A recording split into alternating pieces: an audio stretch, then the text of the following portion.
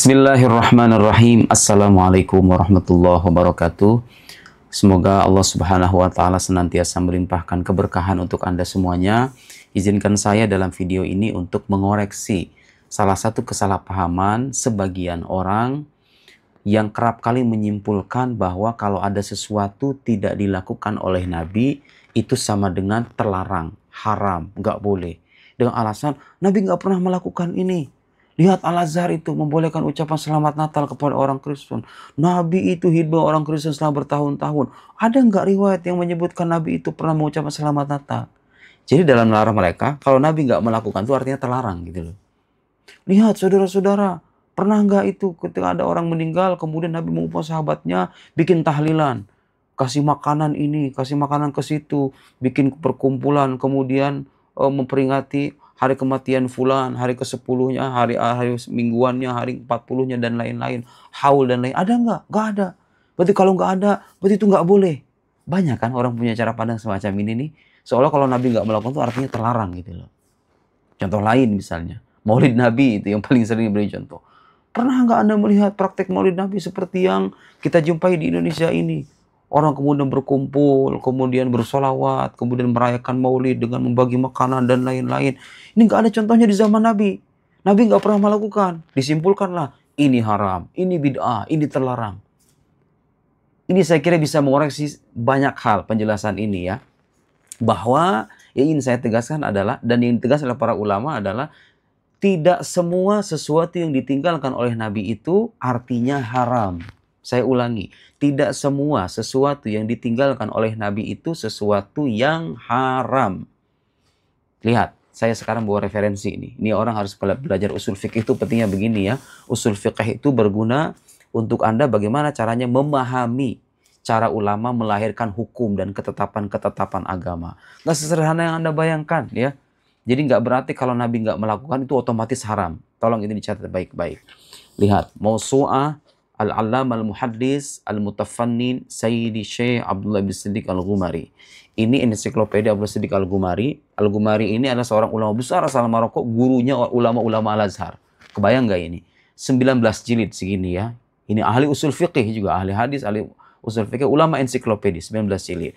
Saya bacakan jilid ke 10. Ya, ini buku beliau mengarang buku, judulnya itu.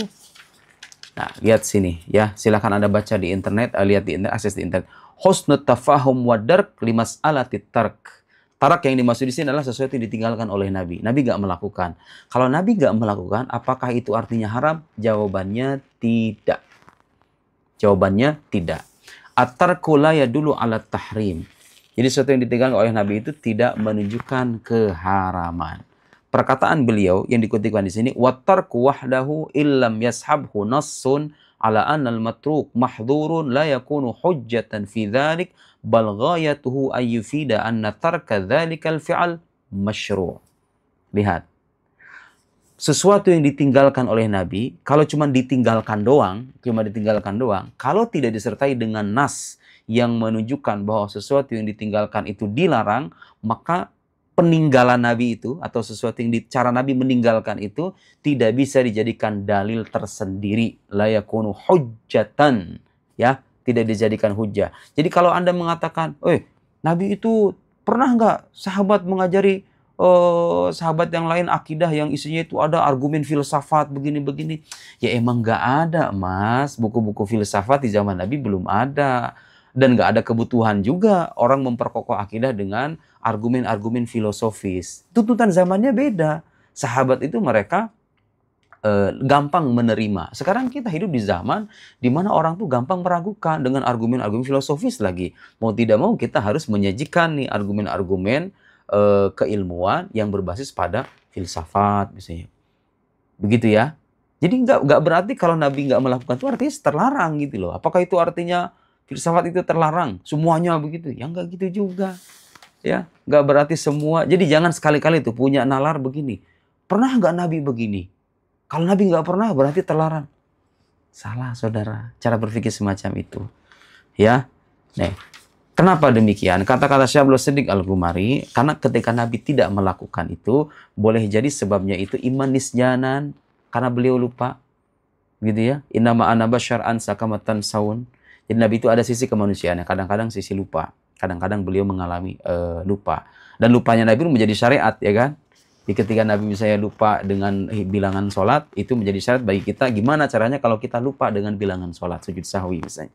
Atau bisa juga beliau itu meninggalkan makhafata ayyufrad ala ummatihi. Khawatir kalau sesuatu ini diwajibkan untuk umatnya. Kalau Nabi jadi Nabi tinggalkan. Katarki salat tarawih hina ijtama as-sabah liyusalluha ma'ahu. Seperti beliau suatu waktu meninggalkan salat tarawih secara berjamaah dengan para sahabat, khawatir tarawih berjamaah itu diwajibkan untuk umatnya. Oke, bisa jadi beliau itu meninggalkan ayat tarkuhu ada, kebiasaan saja, bukan karena emang syariat menyatakan bahwa sesuatu yang ditinggalkan oleh Nabi itu haram. Nah, saya memahami betul, orang zaman sekarang pengen yang instan-instan aja gitu ya. Baik, sekarang saya jelaskan dalil-dalilnya secara singkat saja. Alasan kenapa kalau sesuatu tidak dilakukan oleh Nabi itu nggak otomatis haram. Kenapa? Syekh Abdullah Siddiq Al-Ghumari dalam buku yang tadi saya sebut menjelaskan beberapa dalil. Pertama, sesuatu yang diharamkan atau pengharaman itu kata beliau biasanya digunakan dengan 3 macam redaksi. Dalam Al-Quran atau Sunnah, sesuatu itu dilarang kalau misalnya digunakan dengan 3 redaksi ini. 3 pola penyampaian ini. Pertama, an-nahi, larangan yang tegas. La taqrabuz zina, jangan dekati zina. Ini larangan tegas. Berarti sesuatu itu terlarang gitu loh. Kemudian, atau lafdut tahrim, atau lafad yang menunjukkan pengharaman. Hurrimat alaikumul maitah. Diharamkan kepada kalian bangkai.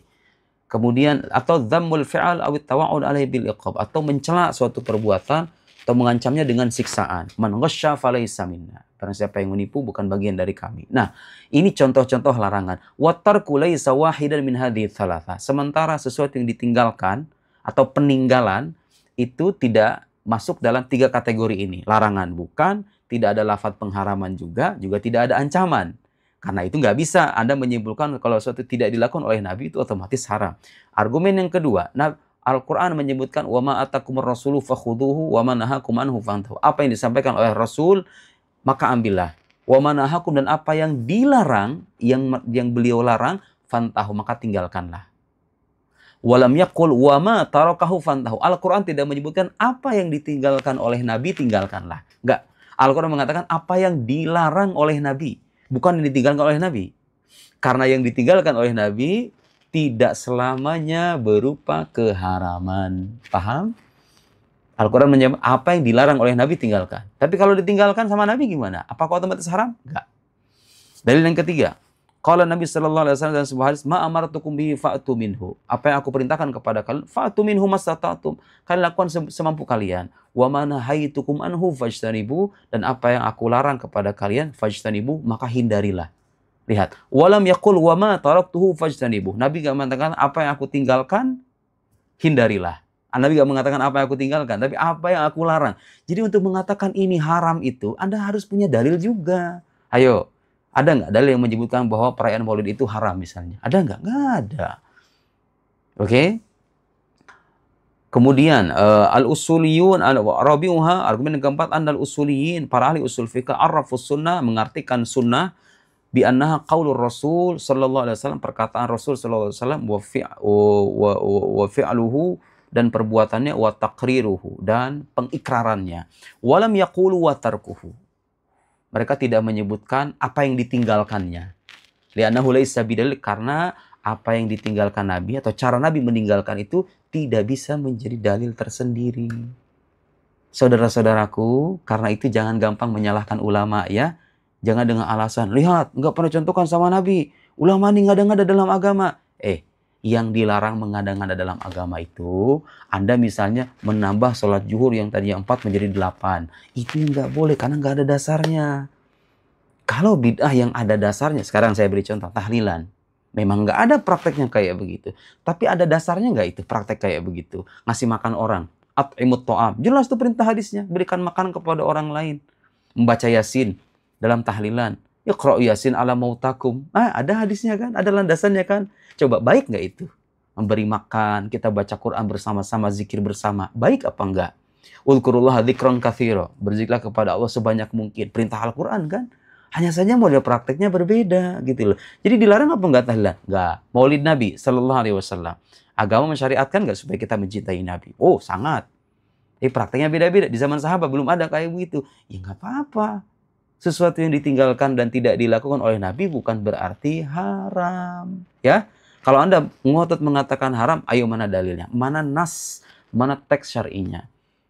Contoh lain tuh, suka yang di fitnah itu. Ulama Al-Azhar itu fatwanya Darul Ifta. Membolehkan ucapan tahniah atau ucapan selamat kepada orang non-muslim, dalam ini Kristen, dalam hari perayaan mereka. Itu pengucapan tidak disertai pengakuan akan keabsahan agama mereka, ya. Jadi masuknya dalam ranah muamalah. Nah, dulu, di zaman dulu, di kitab-kitab fikih ulama dulu memang diharamkan karena seperti yang pernah saya jelaskan di satu podcast, pengucapan itu setara dengan pengakuan. Di zamannya orang memahaminya begitu. Silakan Anda cek itu. Penjelasan Habib Ali Jufri, penjelasan Mufti Mesir, dari mulai Nasad Farid Wasil, Syauqi Alam, Dr. Ali Jum'ah, ya dengan guru-guru kami di Al-Azhar, itu biasa tuh kalau seandainya perayaan Natal Kristen Koptik mereka mengucapkan selamat. Nggak ada contohnya nih di zaman Nabi nih.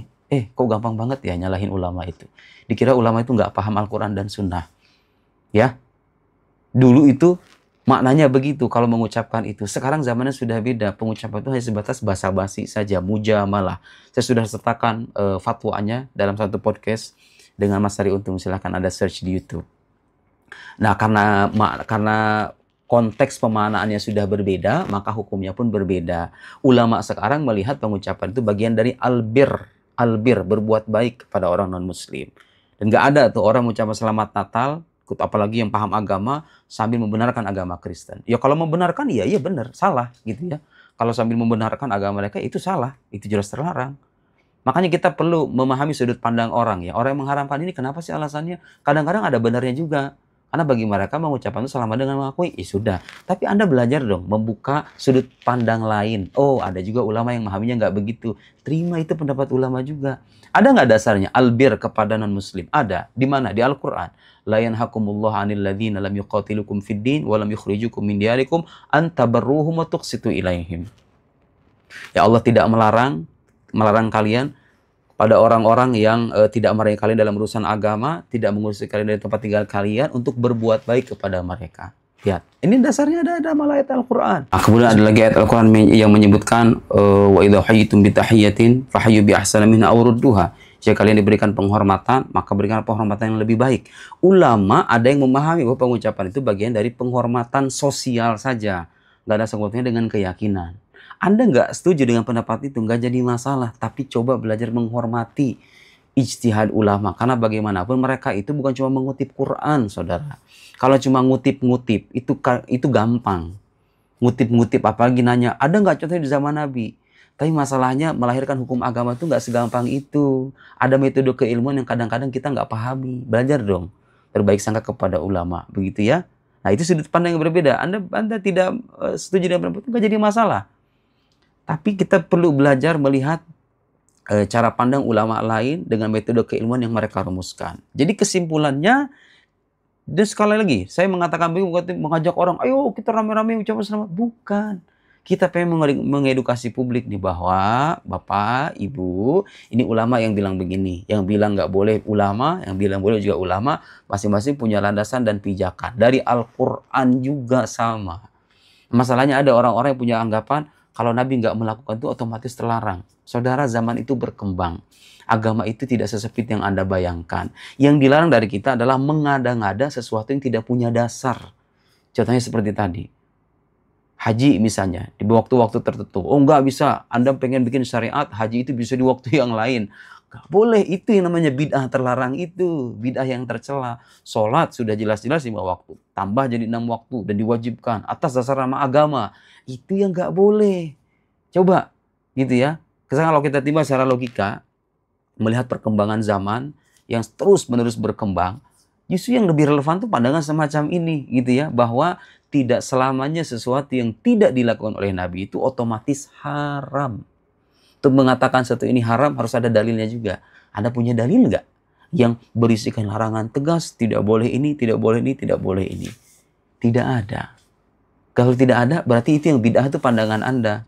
Anda menyimpulkan kalau Nabi tidak melakukan otomatis terlarang. Itu namanya bid'ah itu. Nggak ada dasarnya itu. Nggak ada hadisnya juga yang menyebutkan bahwa sesuatu yang tidak dilakukan oleh Nabi itu otomatis haram, otomatis terlarang. Nggak ada hadisnya juga. Anda yang bikin bid'ah loh. Hati-hati ya. Ayo kita sama-sama membangun cara pandang yang positif dalam melihat ijtihad para ulama.